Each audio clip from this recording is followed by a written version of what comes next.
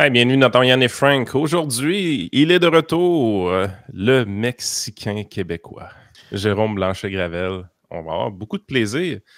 Il se pince avec des attachés politiques du PQ. Là. Fait qu'il est pas fin, Jérôme. Là. Fait qu'il veut nous parler de ça aujourd'hui.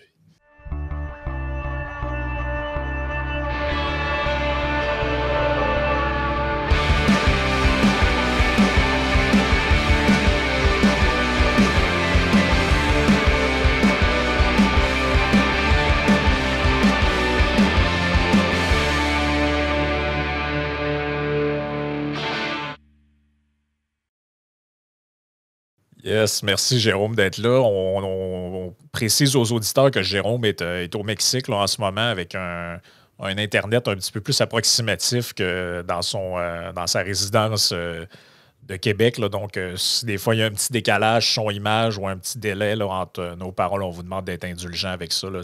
On fait ce qu'on peut avec les moyens qu'on a. D'ailleurs, peut-être commencer par ça, Jérôme. Que fais-tu au Mexique? Est-ce que tu as été déporté ou qu'est-ce qui s'est passé? Les gens sont inquiets.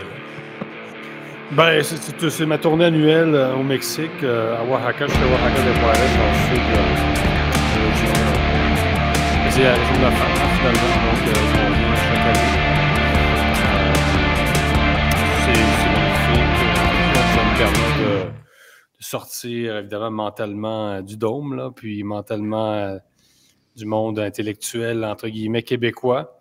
Donc, non, c'est toujours bénéfique de se retremper un peu dans autre chose que notre bon Québec. Ouais, c'est ça.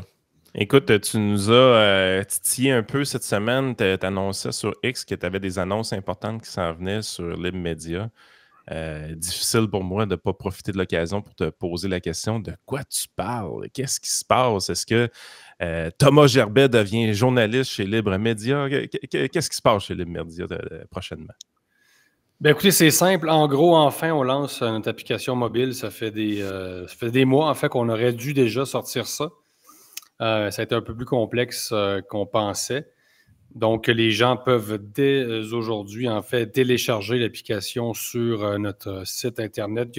Il y a comme des consignes, là, les gens. C'est très simple. Donc, il y a l'espèce de procédé disponible. On clique dessus. C'est deux opérations. Donc, l'application mobile qui bientôt aussi va être dotée de ce qu'on appelle les notifications push, si je me souviens bien. Là. Donc, les gens vont pouvoir être notifiés en temps réel la publication des articles.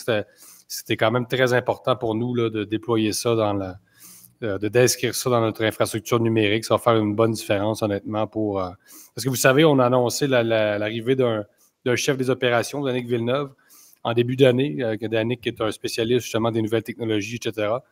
Donc, avec lui, on est vraiment en train d'améliorer nettement l'infrastructure numérique, tout ce qui est marketing digital. Ça fait déjà en fait une différence en termes de référencement, etc. OK. Cool. Je suis en train de downloader ça, justement, là, sur mon téléphone. On va mettre ça...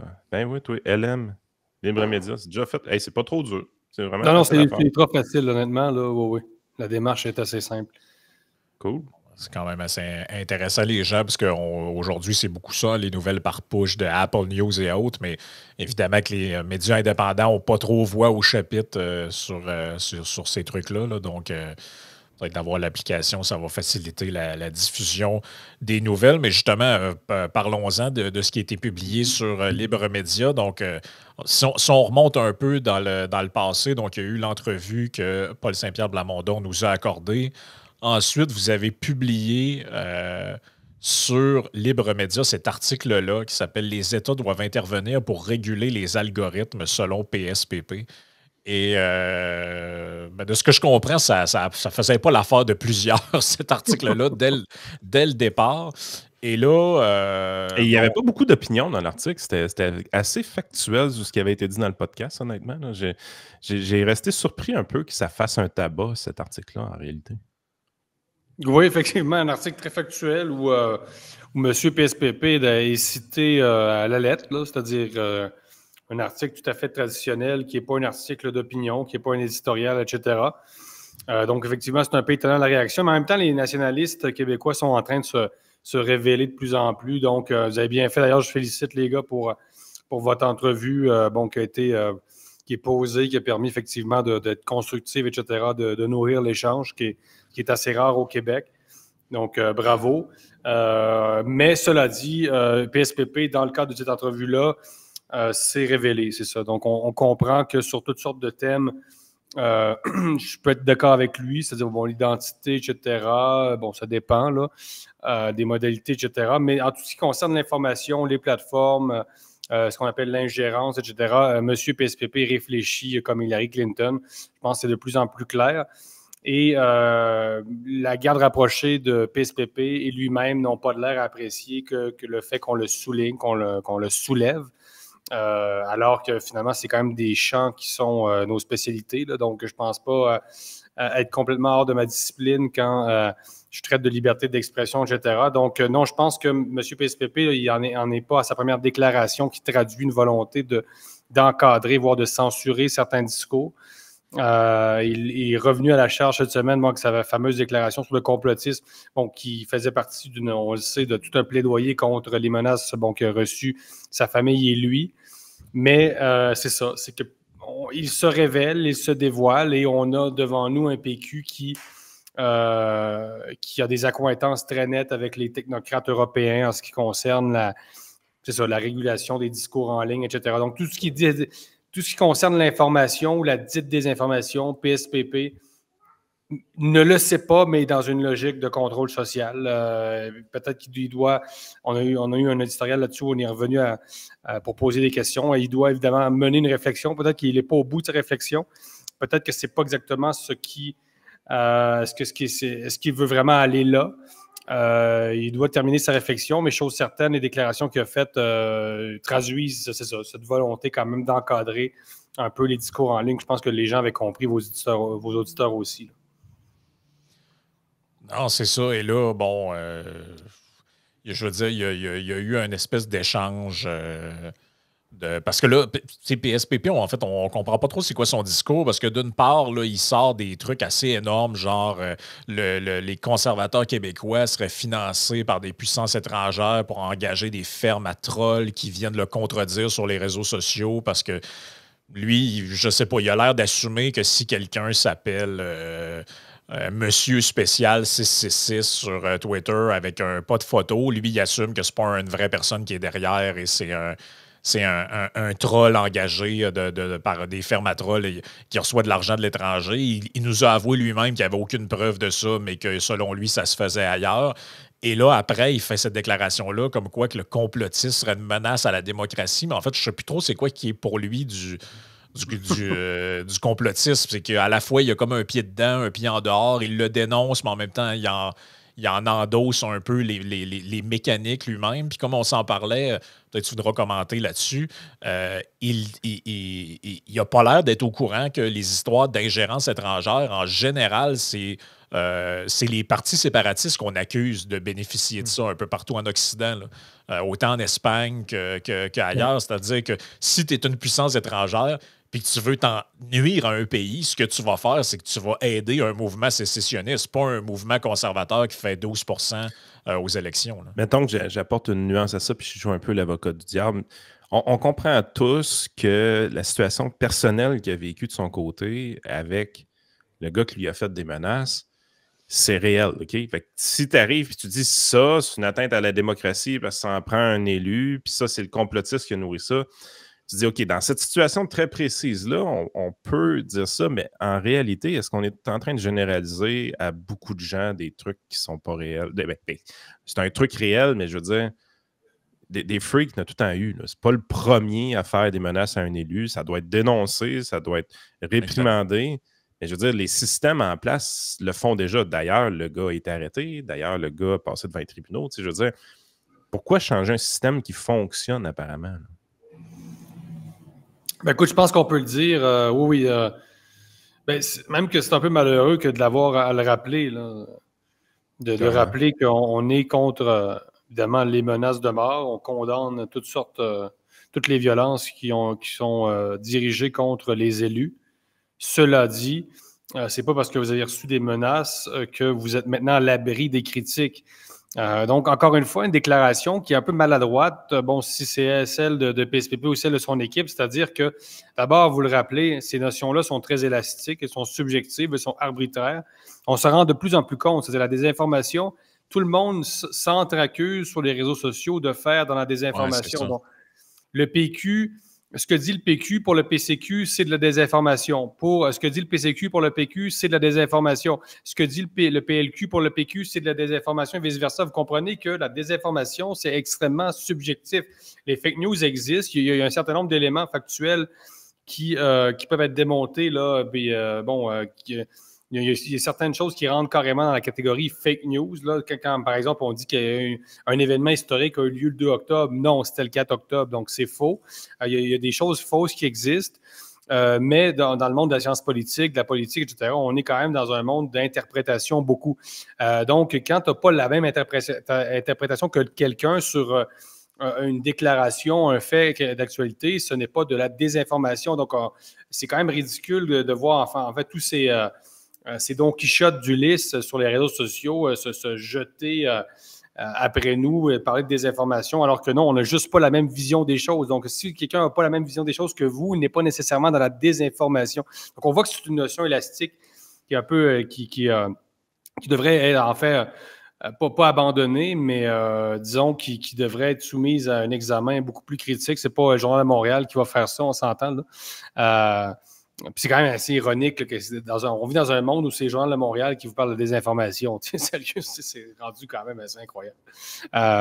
Donc, c'est ce qui est arrivé quand même, rappelons-le, la directrice des communications du PQ, dont j'oublie déjà le nom, est intervenue sur ma page X pour me dire que quand même, j'encourageais les menaces envers les élus. D'abord, c'est une déclaration qui est extrêmement grave. En passant, si j'avais plus de temps dans la vie des mises en demeure, j'en enverrais plus.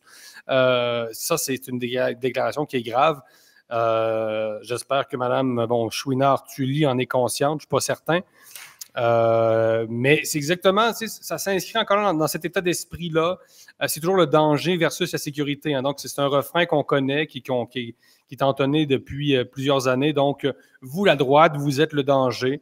Nous, la gauche, on est la sécurité. Donc, ça fait longtemps qu'on sait ça. Donc, vous menacez les changements climatiques. Vous êtes un danger pour le climat. Vous êtes un danger pour les communautés immigrées. Vous êtes un danger pour la condition féminine. Vous êtes un danger maintenant pour les élus. Donc, rappelons-nous quand même, déjà, c'est récent. En plus, c'est très maladroit parce que vous vous rappelez du projet de loi sur la protection des élus. Même des syndicats sont intervenus pour dire que ça allait limiter la liberté d'expression des syndicats, imaginez-vous donc. Finalement, le projet de loi a été amendé. Mais j'avais fait un éditorial aussi à Libre Média là-dessus pour expliquer que dans quelle logique on allait, c'est-à-dire cette logique-là un peu à la Bruno Marchand où les élus, il faudrait mettre les élus dans un safe space psychologique. Les élus sont tellement bons, ils sont courageux, ils dédient leur vie à tout ça. Alors, ils ne méritent pas finalement d'être critiqués. Alors, finalement, c'est soustraire les élus à l'adversité qui est caractéristique finalement de la démocratie. Donc, regardez quand même dans quelle logique le PQ nous emmène. Moi, je trouve ça malheureux, c'est décevant. Donc, non, encore une fois, c'est drôle parce que Mme Tully intervient pour me dire que je désinforme d'une certaine façon, mais son propre commentaire est symptomatique de la même dynamique que je décris. Donc, celle-là du safe space. Donc, vous encouragez, c'est ça la violence. Donc, peut-être que vous devriez être censuré. C'est vraiment pas fort. Elle dit c'est dégueulasse de relayer le titre seulement sans relayer le contenu de l'article. Je veux dire, Yann, c'était s'en prennent à la presse aussi. D'abord, le titre de la presse, je ne l'ai pas choisi. De deux, sur X, les titres ne s'affichent pas. Quand je relais des articles sans photo, je les relais en écrivant le titre parce que Musk, vous savez, n'affiche plus les titres. Avant, il s'affichait dans les articles. Maintenant, on n'invite plus les gens systématiquement à sortir de X. Donc, il y a cette politique-là que je ne contrôle pas. Mais non, je ne suis pas l'auteur de l'article de la presse. Et prochaine étape, c'est quoi? C'est le PQ va se plaindre auprès des journalistes de ne pas utiliser les titres qui leur conviennent. C'est très glissant, honnêtement. Et c'est ça, on est encore une fois devant une déclaration du PQ actuel qui traduit une volonté de contrôle des discours. Que voulez-vous? Je n'ai pas inventé ça. Puis après mais ça... Là, à 34% d'un sondage, il va falloir qu'il se fasse une carapace. Là. Je veux dire, si vous voulez obtenir les clés de la gouvernance de la province de Québec, Ben, je veux dire, ça vient avec un shitload de critiques. Je veux dire, allez juste 2 minutes sur la page de François Legault, puis vous allez voir ça ressemble à quoi être premier ministre. Des critiques, c'est juste le début du commencement. Là. Vous n'avez rien vu encore. Là. Oui, puis je veux dire, quand Éric Duhaime a fait une crise de cœur, là, sur la photo, vous irez voir les posts en dessous de sa photo sur son lit d'hôpital. Il y avait des messages en dessous. On ne savait pas que tu en avais un. Tu peux mourir. Tu dois avoir hâte de te remettre sur pattes pour aller prendre ta douche avec ton père. Tu sais, toutes sortes de messages complètement délirants. Puis, à ma connaissance, Éric n'a pas fait de sortie en disant ça contribue à ma déshumanisation. Là, il faut réguler les réseaux sociaux. Tu sais, je veux dire, ce que j'aime pas dans cette affaire-là, c'est qu'on cache un débat politique. En fait, on accole un débat politique sur quelque chose qui est personnel et humain. C'est-à-dire, là, il y a un gars qui a été condamné à juste titre. On ne sait pas c'est fait quoi sa sentence. Le gars est un fou, le gars est un crackpot qui a menacé quelqu'un et sa famille. Évidemment, ça ne se fait pas. Mais on ne peut pas utiliser cette affaire-là pour dire voici la preuve qu'il faut faire X, Y, Z et sous-entendre des choses. Moi, c'est là où je décroche parce que vous comprenez que le débat est miné, parce que tu as juste essayé de montrer qu'il y avait quelque chose d'un peu étrange avec ça, puis tu te fais comme accuser de cautionner le gars qui voudrait s'en prendre à lui. Il y a un peu de racolage émotif là-dedans que j'aime pas, moi, honnêtement. Là. C'est vu comme le monde, c'est la logique du sang sur les mains, donc c'est toujours ça. Donc, vous savez qu'il y a eu des attentats ou des crimes haineux contre des communautés culturelles, bon, mais là, c'est les gens comme Bob Côté qui critiquent le multiculturalisme, qui sont responsables. Donc, ça, c'est vu comme le monde. Donc, que le PQ aille là, c'est vraiment, d'abord, c'est pas fort parce que ils vont se faire servir leur propre médecine, ce sera pas long. Non seulement c'est eux qui vont être accusés d'être à la solde d'agents étrangers, ce sera pas long parce qu'ils visent la sécession quand même d'une partie de l'Empire britannique. Et effectivement, comme tu le disais, Frank, en Espagne, c'est les sécessionnistes catalans qui sont accusés d'être avec le Kremlin. Donc, ce dont ils accusent, les accusations qu'ils prêtent aux conservateurs, bientôt vont se retourner contre eux dans un contexte de campagne référendaire, etc. Et notez bien comment on les dérange. Hein, finalement, c'est un peu étrange parce que d'un côté, on va dire, bon, le courant libertarien, bon, pour ce que ça veut dire, c'est minoritaire, ça signifie rien au Québec. Finalement, c'est des colons, on s'en fout un peu de ce qu'ils disent, mais finalement, moi, je me retrouve avec 3-4 personnes du Parti québécois sur le dos, sur X, qui régulièrement, maintenant, essaient de venir me recadrer. C'est quand même assez étonnant, alors que moi-même, je ne suis pas fédéraliste, ce qui est aussi assez incroyable dans le sens où les nationalistes ont atteint un tel degré de dogmatisme qu'ils passent des heures à recadrer des gens qui ne sont pas fédéralistes, mais simplement parce qu'ils critiquent le Québec ou le modèle québécois. Donc, non, on est devant un mouvement nationaliste qui va assez mal et qui doit avoir la maturité de... PSPP a eu quand même la maturité de confronter ses idées aux vôtres. Il va continuer à le faire, je pense. C'est quand même pas le pire des chefs de parti actuellement. Mais le PQ, je pense, doit poursuivre sa réflexion et sortir un peu de son esprit là, technocrate, gauchiste. Et puis, il n'en est pas conscient de ça. C'est ça qui est le pire. Je ne sais pas pourquoi ils ont l'air d'être un peu animés par un genre de syndrome de persécution. On comprend le cas de ce gars-là. OK, fine, mais la justice a fait son travail. Il est amené devant une cour, puis il va être condamné à je ne sais pas quoi. Ça va-tu valoir la peine ou ça ne vaudra pas la peine? Ça, c'est un autre débat. C'est le système de justice. Mais je veux dire, quand ils se font critiquer, ce seraient des agents étrangers, c'est de la désinformation. Je veux dire, ça fait partie de la game, là, se faire critiquer. Là. Puis c'est ce que j'y avais dit aussi dans le podcast. Je dis, on peut échanger nos comptes pendant une semaine, puis vous verrez que moi, à la longueur de journée, peu importe ce que je dis, peu importe ce que je fais, j'ai des gars avec des fleurs de lys dans leur nom qui viennent m'écœurer puis me traiter de colonisé, de vice-graton. Puis ces gens-là sont légion, puis ils ont le droit d'exister, puis je ne pense pas que ce sont des bots russes financés par le Parti québécois. Je veux dire, c'est ridicule. Là. Non, c'est ça. Ben écoute... Puis PSPP a aussi choisi de se mettre en scène avec ces menaces de mort-là qui sont inacceptables. Donc, il choisit d'en faire une sorte d'événement politique. C'est repris par la presse. Je rebondis là-dessus. D'autres sont rebondis là-dessus. C'est quand même le jeu médiatique, le jeu politique. Non, c'est quand même étonnant. Effectivement, il va falloir que PSPP, ça garde rapproché, se développe une carapace parce qu'ils vont faire face à beaucoup plus d'adversité que ça dans le cadre d'une campagne référendaire si ça arrive. Donc, ils sont assez fragiles finalement. Ils sont fragiles et c'est ça, j'insiste, ils sont dérangés, on les dérange beaucoup. On le voit aussi notamment avec Bocoté là, qui recadre maintenant régulièrement Jonathan Hamel. Donc, je le répète, d'un côté, on dit le libertarianisme au Québec, pour ce que ça veut dire, parce que moi, je ne suis pas encore sûr d'être libertarien. Là. Moi, je suis plutôt, je suis un libéral philosophique, un francophile, je suis toutes sortes de choses. Là. Un amateur de reggaeton également. Un amoureux des bonnes choses. C'est ça. Donc, qu'est-ce que j'allais dire? Donc, c'est ça. Donc, ils prennent beaucoup de temps à recadrer des gens associés à la mouvance ou à la droite de Québec, alors qu'on dit que finalement, c'est un mouvement qui ne compte pas et sur lequel il ne faudrait pas s'attarder. Donc, c'est quand même très paradoxal, non? Oh, oui, c'est extrêmement paradoxal. C'est surtout, tu sais, on a une option souverainiste à 31%. On nous dit que le référendum de la dernière chance s'en vient. Ben, je veux dire, s'il en manque 19, c'est-tu vraiment intelligent de cracher sur 10 à 11% de la population? Là, je veux dire. Stratégiquement parlant, il ne faut pas cracher dessus. Là, ça a été intéressant parce qu'on joue le jeu du débat un peu, puis la chamaille pogne, ça donne de la visibilité à la cause.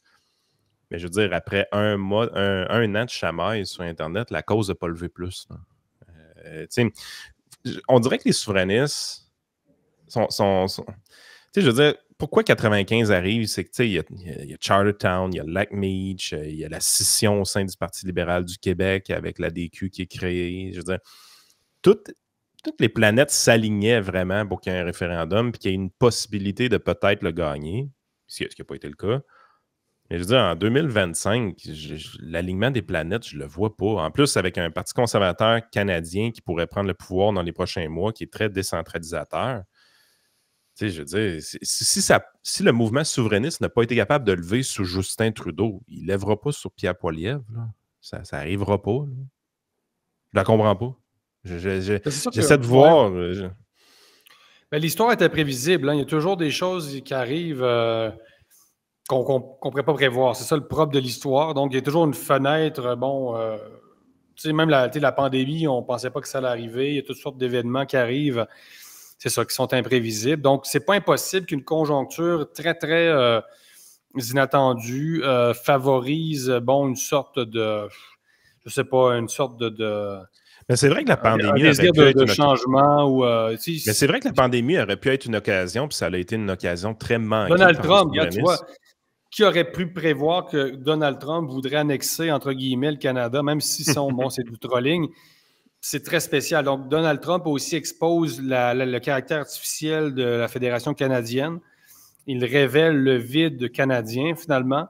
Donc, si les souverainistes étaient intelligents, certains d'entre eux le sont, là, ils profiteraient aussi de ça. Là. Mais en même temps, Donald Trump, c'est le démon. Donc, on est toujours quand même prisonnier d'un dogmatisme de gauche qui fait en sorte que, même certains souverainistes comme Jean-François Lisée ont eu des réflexes très canadianistes. On se retrouve avec des Jean-François Lisée qui font quasiment des discours patriotiques canadiens à Radio-Canada pour contrer la menace de Trump. Donc, tu sais, c'est quand même assez incroyable. Ben oui, avec José Legault qui reproche à Daniel Smith son manque de fidélité au Canada, alors que si t'es souverainiste québécois, je veux dire, ton modèle en ce moment, ça devrait être l'Alberta, quelqu'un qui fait passer sa province avant les intérêts d'une fédération patentée. Là. Normalement, bon Daniel Smith, je veux dire, il y a de quoi de délirant là-dedans. Là. C'est un bon exemple. Donc, écoute, moi, je le répète, je suis souverainiste, mais d'abord, les souverainistes... Les fédéralistes chez Yann et Frank et leur entourage, on est minoritaires. Là. On est entouré de péquistes dans notre gang. C'est pas drôle, pareil. Là. Même Geloso aussi est un personnage... Samuel, Joey... Mais ils ne veulent pas de personnages inclassables. Il faut toujours qu'on rentre dans une case. On est soit un saint patriote ou un mauvais pirate. Et c'est très étonnant. Donc, moi comme reproche, d'être un anglophile, bon, à la solde du fédéralisme, d'être pro-américain, etc. Moi, je suis absolument pas anti-américain. Est-ce que je suis pro-américain? Je le sais pas. Moi, je suis plutôt proche de la droite. Non, mais vraiment concrètement, je suis proche de la droite latino-américaine.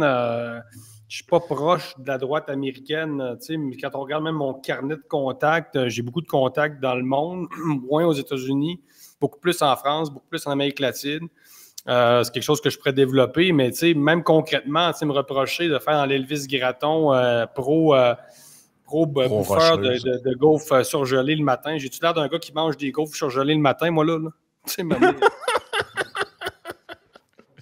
Non, c'est exact. Tu as parlé de Trump, Jérôme.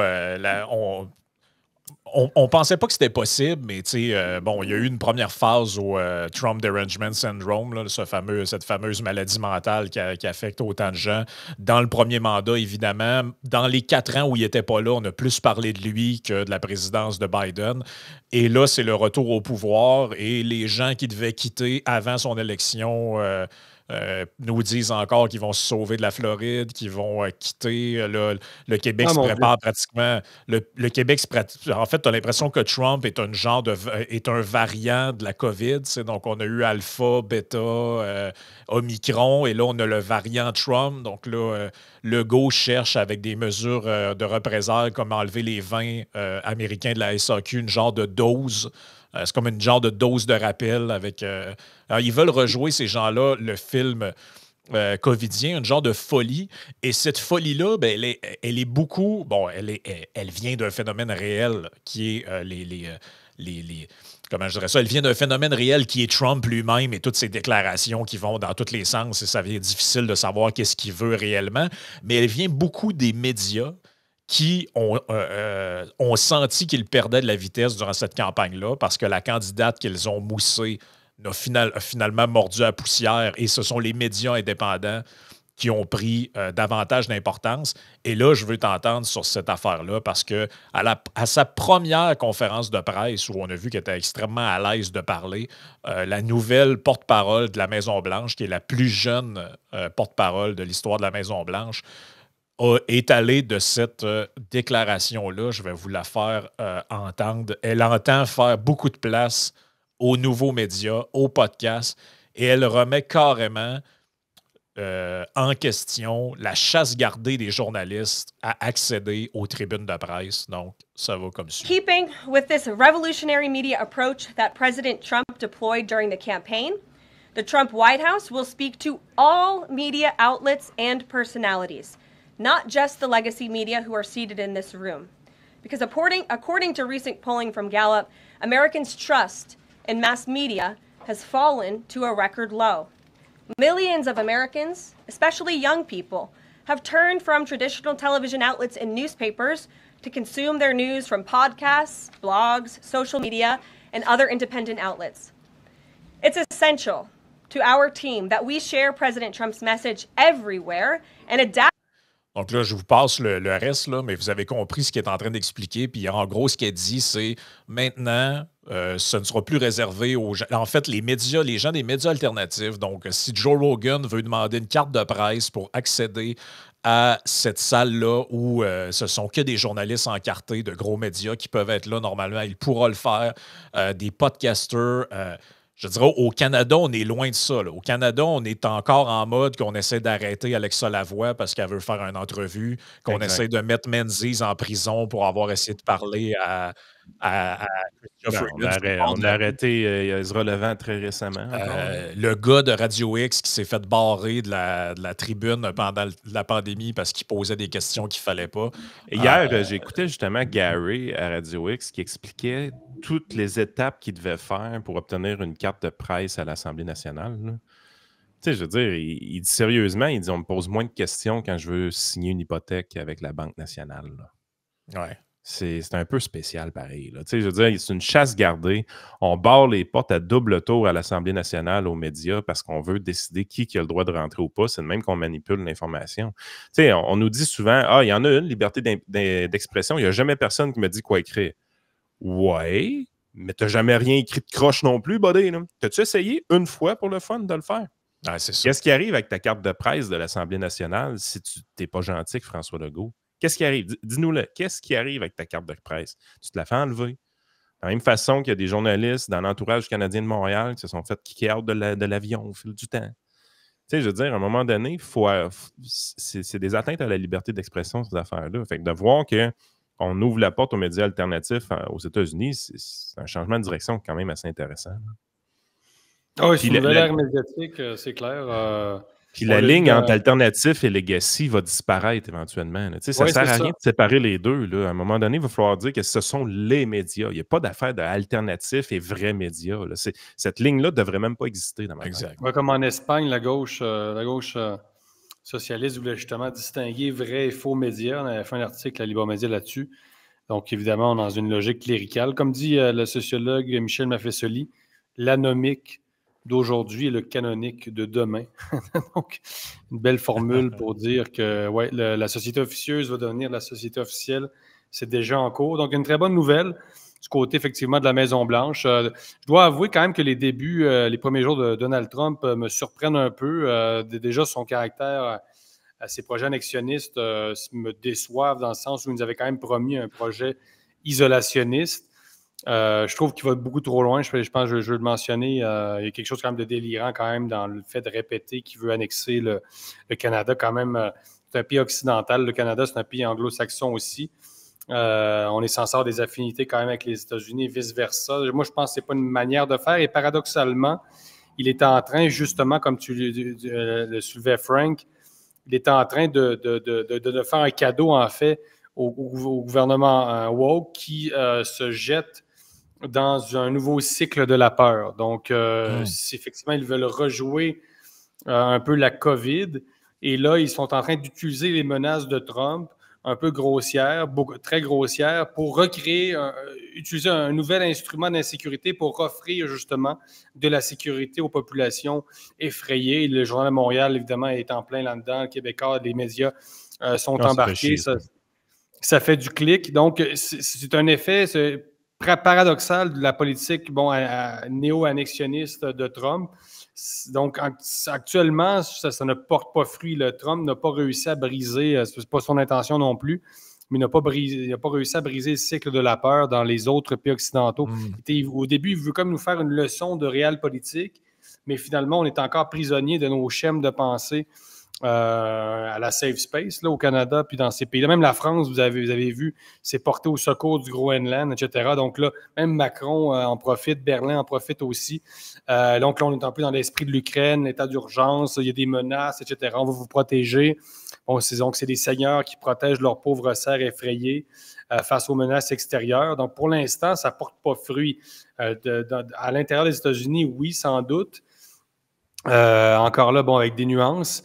Donc, il y a toutes sortes de choses que Trump fait avec lesquelles je ne suis pas d'accord, puis toutes sortes de choses avec lesquelles je suis d'accord, comme justement le fait d'ouvrir la Maison-Blanche aux nouveaux médias. Mais il faut quand même, moi, je trouve que ça m'a surpris quand même. J'ai l'impression que le backlash contre le wokisme va être vraiment très, très fort. Peut-être même un peu trop fort dans certains domaines. Mais on dirait, je ne sais pas ce que tu penses de ça, mais on dirait que le Canada est un pays anesthésié là, par l'arrivée de Trump. C'est comme si on s'y était pas prévu. On dirait qu'ils étaient tellement convaincus que Kamala Harris, l'espèce de manigance pour tasser Biden et le pompage des médias, ils étaient tellement convaincus qu'elle serait élue, alors que nous autres, on en a parlé pendant des semaines. Ouais, regardez l'historique des sondages, comment ils ont sous-évalué Trump, regardez ce que les marchés voient arriver. Tout le monde prévoit probablement que ça va être Trump. En tout cas, à partir de octobre, ça commence à être pas mal clair, un mois à l'avance, que ça allait être lui. Et c'est comme si les divers gouvernements canadiens, personne n'était prêt à ça. Tout le monde est comme une poule pas de tête en ce moment à se tirer un peu partout. Et personne n'a l'air d'acter que c'est vrai, là. C'est actuellement lui qui est président des États-Unis. Et à un moment donné, il faut en prendre acte et il faut s'aligner d'une certaine manière avec des changements de politique continentales qui vont inévitablement nous empêcher de continuer dans la même veine. Je pense notamment au fait que dans ses premiers executive orders, il a sonné le glas du tout électrique avec la fin des subventions aux voitures électriques, le drill, baby drill. Ils vont repartir la filière gazière et pétrolière. Et hier, qu'est-ce qu'on a? On a François Legault qui est allé annoncer pour 3 milliards de moulins à vent sur la Côte-Nord. Je ne sais pas où on s'en va avec nos affaires, mais c'est comme si on n'a pas pris acte que la dynamique venait de changer. Tu as parlé du wokisme, mais l'énergie, c'en est un, la géopolitique. On dirait qu'on est... c'est comme si on est encore au mois d'août passé. Là. On n'a pas pris acte que ça vient de changer, puis il faut changer notre manière de voir. Là. Les États-Unis du mois d'août passé n'existent plus, les amis. Là. Non, ben écoute, le déclin est très, très visible au Canada. On voit quand on compare la réaction des dirigeants canadiens avec... celle justement de la dirigeante, de la présidente mexicaine, on voit que c'est deux approches. Donc, le Canada, c'est l'hystérie. Mme Sheinbaum, c'est vraiment le sang-froid. Elle parle vraiment de l'importance de garder son sang-froid.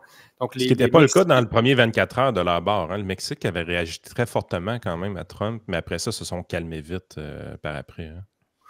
Ça dépend. Est-ce qu'on parle de 2019 ou tout récemment, là? Récemment, effectivement. OK, parce que c'est pas la première fois. Les Mexicains ont dû composer avec Trump plusieurs fois. Là. En 2019, Trump avait demandé au Mexique de bloquer des migrants à la frontière avec le Guatemala, en gros. Donc, d'en retenir un certain nombre dans le territoire mexicain. Sinon, c'était des tarifs seulement de 5 % à l'époque, 5 %. Mais quand même, c'était assez important pour que le président Andrés Manuel López Obrador réagisse. Donc, le Mexique avait accepté de faire ce travail-là de rétention des migrants là, au Mexique. Avec 5 % de tarifs, il avait bougé. Oui, avec juste 5 %. Donc, 25 % disons que c'est assez persuasif. Donc, les Mexicains sont quand même assez habitués, puis sont habitués aussi à vivre de l'adversité de manière générale. Donc, ils ne vont pas non plus trop s'énerver avec ça. Ils ont toutes sortes de défis dans leur vie quotidienne, etc. Des défis d'insécurité assez grands. On sait les cartels, etc. Donc, ils ne paniquent pas facilement, contrairement aux Canadiens qui, effectivement, Frank dit anesthésiés, le Canada, on le voit, là, il y a comme un déficit même de réflexion. Là. On est toujours dans le ressenti et on voit les résultats de décennies de wokisme, c'est-à-dire le wokisme qui nous apprend seulement à ressentir les choses, à parler, c'est le moi, c'est Catherine Dorion qui parle « je me moi, la révolution est intérieure ». Non, la révolution n'est pas intérieure. La révolution, ce n'est pas du bouddhisme, ce n'est pas une retraite de yoga. La révolution, c'est prendre le pouvoir par les armes. Tu sais, à un moment donné, il va falloir rappeler ça à la gauche en plus. Donc, tu sais, la révolution est intérieure. Non, c'est parce qu'il est un dirigeant dans un autre pays qui veut peut-être t'annexer. Il n'y a pas d'affaire d'intérieur là-dedans. La révolution, elle est plutôt extérieure. Donc, il faut réapprendre aux gens à réfléchir. Eux qui ne réfléchissaient qu'en termes de ressenti. Safia Nolin, je me moi, je souffre, donc je suis, etc. Donc, il faut réapprendre aux Canadiens à réfléchir froidement et à utiliser leur raison et non l'émotion pour faire face aux défis de la vie. C'est assez incroyable, mais on voit les ravages quand même du wokisme. Et le Canada, oui, est un pays qui est devenu extrêmement faible. C'est très clair. Puis ça paraît d'autant plus évident que dans les dernières années, avec le règne de Trudeau, puis même au Québec, il y a beaucoup de ça aussi, même si c'est peut-être moins pire qu'au Canada anglais. Mais on s'est rendu compte que finalement, la notion de l'économie réelle, là, de la réalité, là, d'exploiter des ressources, d'avoir des mines, d'avoir des outils pour avoir un levier sur tes partenaires, d'avoir des instruments de négociation, c'est quelque chose qui était totalement absent parce qu'on prenait pour acquis que les États-Unis seront là, il ne se passera jamais rien, puis c'est notre plus gros partenaire. Puis pendant ce temps-là, qu'est-ce qu'on faisait? Un petit programme pour les entrepreneurs noirs, homosexuels. Après ça, on va faire un package deal pour le déminage non-genré en Ukraine. Puis on est sur les... Là, encore, moi, ça me sidère de voir quelqu'un comme Manon Massé qui, en ce moment, ce qui l'a fait vraiment freaker politiquement, c'est que Poilievre ne connaît que 2 genres. Là, pouvez-vous prendre acte de la réalité un peu? Là, c'est ça que je disais tantôt, c'est la réalité, les amis, c'est qu'il y a un genre de shift culturel, que ça vous plaise ou pas, qui est arrivé aux États-Unis. C'est la fin des histoires de 48 000 genres. C'est la fin des histoires des petites voitures électriques. C'est la fin de tout ça. Là, si vous ne l'acceptez pas, puis vous vivez encore comme si on était en 2021, en plein peak woke, BLM, tout ça, c'est votre problème, mais vous allez devoir vivre avec les conséquences de ça. Là. Le graphique que je mets à l'écran, c'est le marché canadien des actions. Ben, en fait, c'est un proxy, là, c'est les 60 plus gros titres du TSX. Un ETF. Le 1er novembre, est-ce que Donald Trump est élu le 1er novembre? Non, il n'est pas élu encore, OK? L'indice est à 36,77. Aujourd'hui, on est à 39,24. Je veux dire, si l'économie canadienne est en danger, là, pensez-vous vraiment que la bourse canadienne aurait monté de 13,6 % dans les 6 derniers mois ou même dans le dernier mois de 4,39 %? Donald Trump, il rentre en poste, quand? C'est le 20 janvier. Là? Mettons que ça changerait vraiment de quoi? Là? Le 20 janvier, 38,18, 39,24 à matin. On nous dit que les tarifs vont s'appliquer samedi. Pouvez-vous le dire aux investisseurs? Ils n'ont pas l'air d'en être conscients.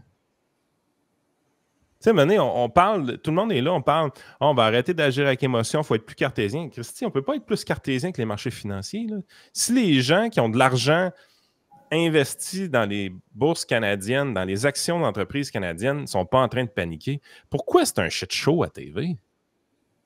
Je ne le comprends pas.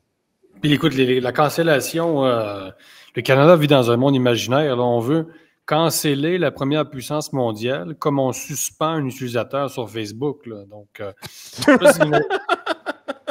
on est dans des réflexes qui sont complètement farfelus. Ouais, loufoques plutôt. Et écoute, il n'y a pas si longtemps, vous le savez, on cancellait tout ce qui était russe. Et là, il faudrait canceller tout ce qui est américain. Non, mais c'est parce que dans la guerre froide, en général, on était avec un ou l'autre. Là, c'est rendu qu'on va canceller ces deux puissances-là. Donc, la Russie, bon, on l'a cancellé, on le sait. Les États-Unis, on va les canceller, les Américains. Là. Je ne sais pas si tu imaginais qu'est-ce que ça veut dire, canceller les États-Unis d'Amérique quand on habite au-dessus. Au deuxième étage de la maison, là, je ne comprends pas comment c'est possible, quand même bien qu'on ne soit pas d'accord avec certaines politiques, que les Canadiens gardent une certaine dignité à travers ça, je suis bien d'accord, il le faut, c'est nécessaire. Alors, on est un pays souverain malgré tout, mais de là à penser qu'on va rayer de la carte de nos vies les États-Unis, la prochaine étape, c'est l'autarcie, c'est-à-dire que les Québécois vont canceller la Chine après, on va canceller toute la planète parce qu'on n'est pas d'accord avec les pratiques des dirigeants. S'il y a quand même quelque chose d'absolument fantasmé. Certains en rêvent, hein, Jérôme. Là, moi, je trouve ça inquiétant. Là, le premier ministre du Québec qui nous dit que lui, quand il était jeune, qu'il se livre presque sur sa nostalgie de jeunesse dans le temps où il n'y avait pas d'orange et pas de banane et qu'on peut vivre. Tu sais, je veux dire, c'est quoi qu'ils veulent, ces gens-là, nous ramener au temps d'une paix pour une question d'orgueil et t'as-tu une folie? T'as-tu une idée? Vous savez pourquoi on est parfait au Québec? On est parfait parce qu'on n'a pas de responsabilité. Donc, c'est très facile d'être parfait quand on n'a pas de responsabilité. On a la pureté, ouais, mais c'est parce que tu gères rien. Tu n'as pas de relations internationales, tu n'as pas d'armée. Donc, tu sais, on joue à la pureté parce qu'on s'occupe de rien. Donc, tu sais, maintenant, arrêtez avec votre vertu. Là. Les Québécois ne seraient pas mieux s'il y avait des pouvoirs vraiment régaliens. Tous les peuples ont des défauts et certains, effectivement, sont peut-être plus dignes que d'autres, mais les Québécois souverains auraient à prendre des décisions, des fois, qui ne relèvent pas de la pure morale. Là. C'est ça, un État aussi. Oui, puis il y a un côté insignifiant dans toutes ces affaires-là qui me dépasse complètement, dans le sens qu'on est dans les médias traditionnels qui nous disent qu'eux font jamais de désinformation. On est avec les politiciens qui nous disent qu'ils ont à cœur l'intérêt des Canadiens. Puis on nous parle de bananes, puis d'oranges, puis de sirop d'érable. Puis... Avez-vous une idée à peu près de combien de camions quittent chaque jour le Québec pour aller vers les États-Unis, puis qui reviennent des États-Unis vers le Québec avec leurs 53 pieds bien remplis? Là? Avez-vous une idée de l'étendue du commerce qu'on fait avec les Américains, la lourdeur de l'économie américaine dans notre propre économie? Tu sais, je veux dire, quand il y a eu le siège à Ottawa, le convoi des camionneurs, moi, j'avais pas de problème avec le convoi. Ils manifestaient devant le Parlement, je trouvais ça correct. Où est-ce que j'ai décroché? C'est quand ils sont allés bloquer le pont à Windsor. Puis là, on s'est rendu compte les problèmes qu'on était en train de créer parce que 25% de toutes les exportations canadiennes ou presque passaient par ce pont-là. Là. C'était capoté là, de se rendre compte comment c'était stupide comme action de la part des gens du convoi à ce moment-là. C'était un shit show, cette affaire-là. Avez-vous une idée de la quantité de litres de pétrole brut qui sort? Puis je dis des litres, mais ça devrait être des barils, puis ça se compte en... C'est infiniment grand, la quantité de pétrole qui sort du Canada puis qui s'en va directement aux États-Unis, même pour revenir au Québec, éventuellement. On l'a découvert un peu récemment avec les discussions de Daniel Smith. Je veux dire, moi, là, vos hosties d'orange puis vos crises de bananes, sacrement! C'est-tu juste comme ça que vous êtes capable de parler de commerce international avec les États-Unis? Hey, il y a l'Acazou puis passe partout, tabarnak. Je t'ai écœuré, moi, là. Plus capable, là. C'est ridicule. Là. Mais comme le montre la carte là, suivante, là, regardez la quantité. En fait, c'est la vaste majorité des États américains dont le principal partenaire commercial, c'est le Canada. Au sud, on voit que c'est plus tourné vers le Mexique, mais quand même, le Mexique reste plutôt... Le Mexique, c'est extrêmement fort, justement. Frank, Yann, c'est aussi des dizaines de milliers de camions là, qui passent chaque mois entre les frontières. Donc, c'est pour ça que moi, j'y crois pas en passant. Là, je l'ai dit plusieurs fois, mais j'y crois pas en la fermeture, évidemment, de la frontière entre le Mexique et les États-Unis. Ça n'arrivera jamais, ce truc-là. C'est un symbole, le mur de Trump. Il y a trop de gens qui passent là, des marchandises, mais aussi des gens. Les Américains vont eux aussi au Mexique faire des achats, comme les gens de la Beauce vont aux États-Unis faire des achats moins chers. C'est la même chose, hein, grosso modo. Donc, il y a quand même un mythe là-dedans. Le mythe de la fermeture de la frontière mexicano-américaine, c'est un mythe. Ça, je vous le dis, ça n'arrivera pas parce que les deux zones sont totalement imbriquées, économiquement, mais aussi culturellement. La culture cowboy, vous savez, c'est mexicain avant d'être américain. Même la bouffe, tout ça. Donc, ils ont beaucoup de... Les gens jouent au baseball dans le nord du Mexique. Le nord du Mexique, c'est un Mexique très américanisé. Ça joue au baseball. Les gars ont des habitudes très américaines et vice-versa. Les Américains mangent de la bouffe mexicaine, on le sait, un peu américanisée. Puis les Américains ont besoin d'un certain nombre de migrants qui viennent faire des tâches que les Américains ne veulent plus faire. Comme au Québec, on veut plus cueillir nos fruits. Les Américains ne veulent pas plus cueillir leurs oranges. Vous voyez, donc qui va cueillir les oranges, évidemment? En Californie, puis en Floride, évidemment, c'est des Latino-Américains qui supportent la chaleur, etc. Donc, Donald Trump va faire des exemples. Il enchaîne des migrants dans des avions militaires, mais je vous le dis, ça n'arrivera jamais une fermeture complète. C'est ça. Je pense qu'il faut qu'ils rétablissent l'ordre. On a exagéré, ça a été un peu bar open, mais les États-Unis vont rester un pays d'immigration en partie parce que son ADN est fondé là-dessus aussi. Et la Silicon Valley le sait. Donc, il y a un débat, vous savez, entre Vivek, ce qu'on appelle les gens de la Silicon Valley et les conservateurs. Là. Et je pense que le pragmatisme, quand même, va prédominer, je pense, dans l'administration Trump. Et oui, on va en rejeter un certain nombre, mais ça se peut pas. De toute façon, même le mur de Berlin, vous savez, n'était pas étanche. Les gens passaient en dessous. Donc, puis de toute façon, tant que l'Amérique latine ne va pas être plus développée économiquement, il va toujours y avoir des gens qui vont continuer à monter. Cela dit, moi, où je suis, à Oaxaca de Juárez, l'année dernière, il y avait beaucoup plus de migrants sur la route. J'ai fait mes devoirs. Ça s'est calmé? Oui, j'ai parlé à beaucoup de gens et il y a beaucoup, beaucoup moins de migrants qui passent par ici. Donc, les caravanes qui venaient du Guatemala, etc. Il y a quand même un signal, je vous dirais, qui a été lancé par Trump, là. Et donc, il y a moins de gens qui vont s'essayer, ça c'est clair. Alors, ce que j'entends ici quand même sur le terrain, là, il y a moins de gens. C'est la raison pourquoi le symbolisme est important, puis on l'oublie. Puis je pense qu'on l'oubliait du temps de Biden, parce que Biden, il faisait dodo. Là. Il mangeait sa crème glacée, puis il faisait dodo. Fait que le signal qui est envoyé à la planète au grand complet, c'est que, tu sais, on est laxiste. Si tu essaies de passer, tu risques de réussir. Fait que, à ce moment-là, ça motive la personne à quitter son pays de cul pour dire, je vais m'essayer, qu'est-ce que j'ai à perdre? De toute façon, il suffit pas d'un tweet, c'est ça. Exact. Un tweet comme celui de Justin Trudeau, vous vous rappelez, on est ouvert, nous autres, au Canada. Donc, le message se passe, puis tout le monde veut monter. Exactement. Ouais, là, le message qui est envoyé, c'est que les Américains ne veulent rien savoir. C'est un enjeu. Il y a un risque que tu te fasses déporter. Fait que dans la tête des gens qui pensaient peut-être migrer vers le nord, là, ils se disent, OK, un peu. Le bénéfice est toujours là, mais là, le risque est plus grand. Là, est-ce que ça me tente autant? C'est sûr qu'il y a des gens qui revirent de bord. Là. Il y a des gens qui ne démarrent pas la journey. Mais quand tu te dis, écoute, le risque, il n'y en a pas, c'est super facile. T'entends dire que c'est super facile, je veux dire, tout le monde sait qu'aux États-Unis, tu améliores ta situation par rapport à n'importe quel pays d'Amérique centrale. Fait que pourquoi pas l'essayer quand tu as 24 ans et tu n'as rien à perdre, tu sais?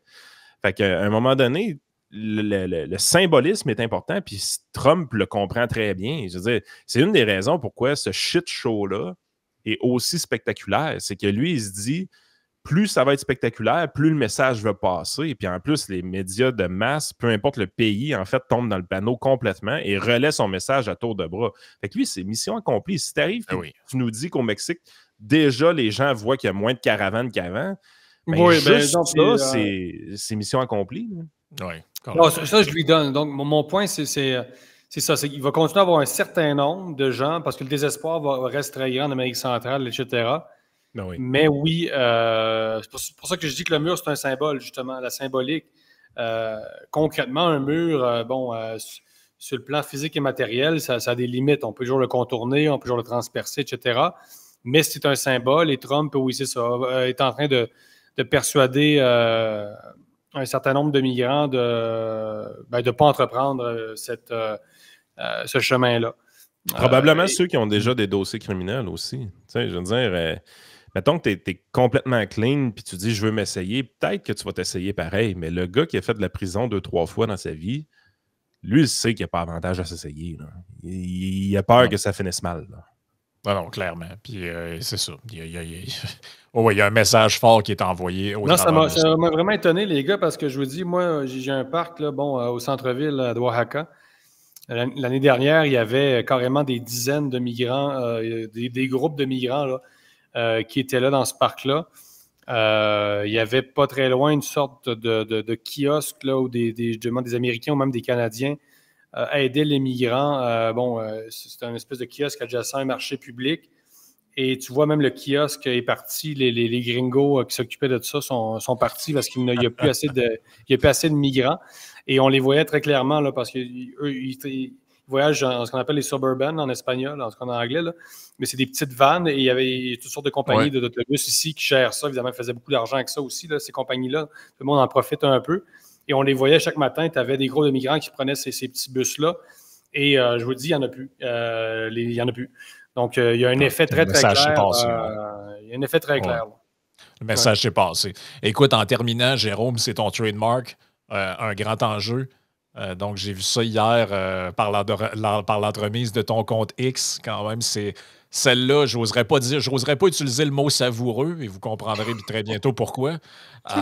Mais c'est quand même assez coloré comme grand enjeu. Donc, le Daily Mail qui nous dit « Les changements climatiques pourraient déclencher des épidémies de diarrhée en Grande-Bretagne », avertissent les scientifiques. Et j'y croyais pas, pour être franc, je suis allé vérifier. C'est un vrai article. Oui, c'est parce que j'ai traduit, mais oui, c'est authentique. Écoute, ils ne savent plus quoi inventer. Là. C'est les médias qui nous parlent de désinformation. Mais vous faites de la désinformation, vous autres, à Yann et Frank. Là. Mais c'est quel article qui va représenter vraiment le pic de cette connerie-là? Là? À un moment donné, on va en sortir un et on va dire « OK, celui-là, là, c'est le dernier de ce genre-là. » Écoute, déjà, lui, il me semble que c'est un bon trophée là, quand même. Plus que ça, là, c'est dur à battre quand même, non? C'est dur à battre. Donc, il faut aller voir aussi, c'est pas des grands enjeux exactement, mais il faut aller voir les portraits de ces Québécois qui quittent la Floride. C'est savoureux, hein, notamment Jean Deveau, qui ne veut pas dépenser ses dollars dans un pays qui ne respecte pas. Donc, le Journal de Montréal qui invente carrément que des gens partent par conviction politique alors que c'est juste que c'est rendu trop cher. C'est le même journal qui nous parle de désinformation. C'est quand même assez fabuleux, là, quand même. Ça, c'est ça. Avec les photos et tout, reste que le Journal de Montréal, tu sais, c'est quand même... c'est tellement un reflet de nous. C'est tellement drôle, finalement. Hein, on pourrait encadrer chaque une. On pourrait me faire un grand tableau. En termes de vulgarité éditoriale, ça bat tous les records. C'est incroyable. On commence à financer un musée pour se rappeler pour toujours des meilleures unes du Journal de Montréal. Oh, il y a quelque chose là-dedans qui est totalement hors du commun, il faut le dire. Jérôme, je te laisse le mot de la fin. Qu'est-ce qu'on suit du côté de Libre Média? Comment les gens peuvent vous rejoindre? Puis c'est ça. C'est quoi votre actualité un peu? Puis on va terminer avec ça. Bien, je répète qu'il faut aller télécharger l'application mobile dès aujourd'hui. Donc, ça, c'est une bonne nouveauté. Sinon, on est sur une bonne lancée. Toujours des bons articles. Bon, on couvre des choses que les autres médias ne couvrent pas. On a tout un volet géopolitique. Récemment, j'ai fait des entrevues là, sur tout ce qui est canal de Panama. Évidemment, le golfe du Mexique là, qui va être renommé golfe de l'Amérique. Donc, j'ai interviewé des vrais experts de géopolitique, donc pour prendre un peu de hauteur sur les choses. Des articles sur les projets de Milei, etc. Il y a plein de choses. J'ai eu un article récemment aussi intéressant sur la gestion de la crise sanitaire en Argentine. Allez lire ça, c'est frappant à quel point ça ressemble à la situation au Québec. Donc, c'est une recension d'un article scientifique qui s'est penché sur vraiment justement ce qu'on appelle la désinformation de l'État argentin durant la COVID. Et allez lire ça, vous allez voir, on dirait que c'est le Québec. On parle de l'Argentine, mais on dirait que c'est le Québec. Comme quoi, à quel point les mesures sanitaires ont été uniformes à l'échelle de la planète. Donc, on a toutes sortes de sujets comme ça exotiques que vous ne lirez pas ailleurs. Donc, allez sur libremedia.com avec un trait d'union, téléchargez l'application, puis restez à l'affût. Toujours la chaîne YouTube aussi qui fonctionne. On a eu plusieurs grandes entrevues récemment. Avec nos deux amis français, avec Alexis Poulain et Nicolas Vidal. Donc, il y a plein de stocks à venir. On est toujours en développement là. Parfait. Merci, Jérôme. Un grand plaisir. Merci beaucoup.